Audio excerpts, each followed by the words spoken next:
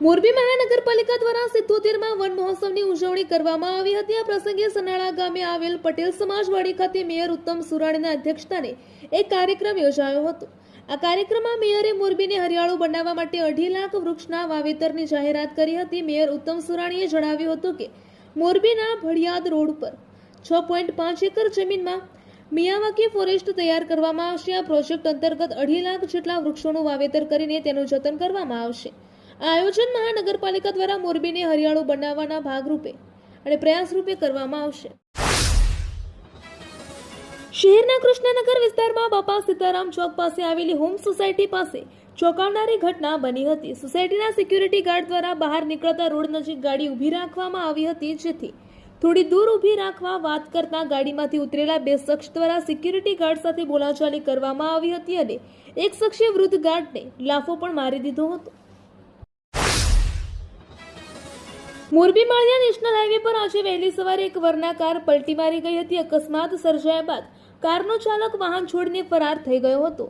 આ કારમાંથી મોટા પ્રમાણમાં દેશી દારૂનો જથ્થો મળી આવતા દારૂની હેરાફેરીનો પર્દાફાશ થયો હતો। આ ઘટના મોરબી મિયાણા નેશનલ હાઈવે પર આવેલી ફર્ન હોટલ સામે બની હતી, જ્યાં વરના કારના ચાલકે કોઈ કારણોસર સ્ટીયરિંગ પરથી કાબુ ગુમાવતા કાર પલટી મારી ગઈ હતી।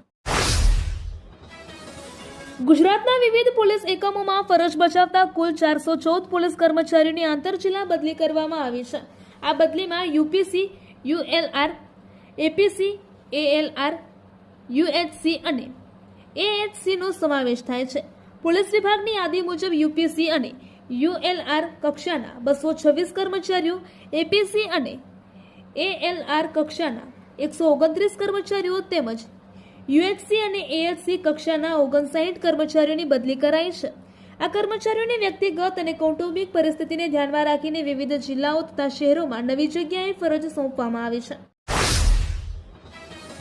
ગાંધીનગર સ્થિત ગિફ્ટ સિટી ક્લબ ખાતે આયોજિત આઈસીએઆઈ સીએફઓ એલિવેટ 2.0 પરિષદ દરમિયાન એક અત્યંત શર્મજનક ઘટના સામે આવી છે। દેશના ટોચના ચાર્ટર્ડ એકાઉન્ટન્ટ્સ અને સંસ્થાના રાષ્ટ્રીય પ્રમુખ સહિતના અગ્રણી હોદ્દેદારોની ઉપસ્થિતિ વચ્ચે ચૂંટણીની જૂની અદાવતમાં 2 જવાબદાર હોદ્દેદારો વચ્ચે છૂટા હાથની મારામારી સર્જાઈ હતી।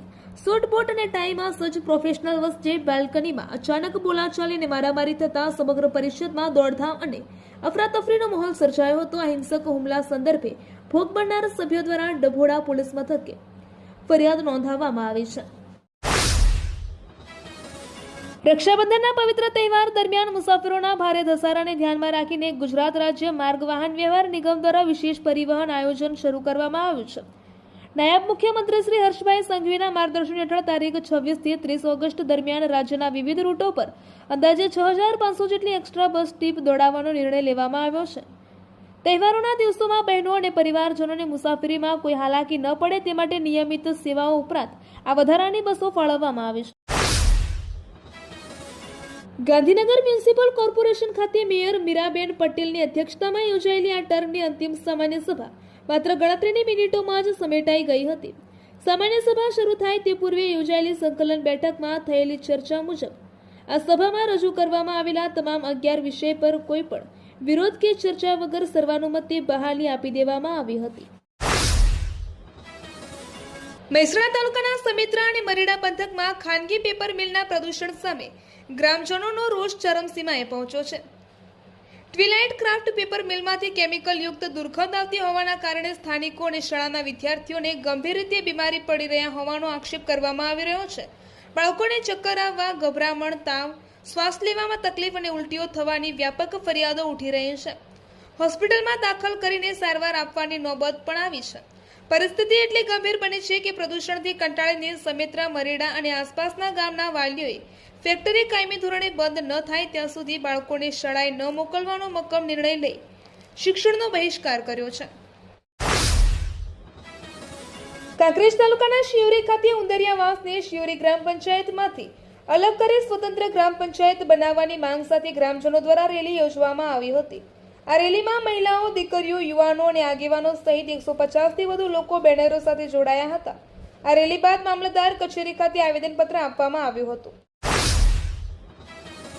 વાવ-થરાદ જિલ્લાના મોરેખા ગામના લખીરામ પરમાર હત્યા કેસમાં ન્યાયની માંગ સાથે દલિત સમાજ દ્વારા વાવથરાદ જિલ્લા કલેક્ટરશ્રી કચેરી ખાતે શરૂ કરાયેલા ધરણા ચોથા દિવસે પણ યથાવત ચાલુ રહ્યા હતા.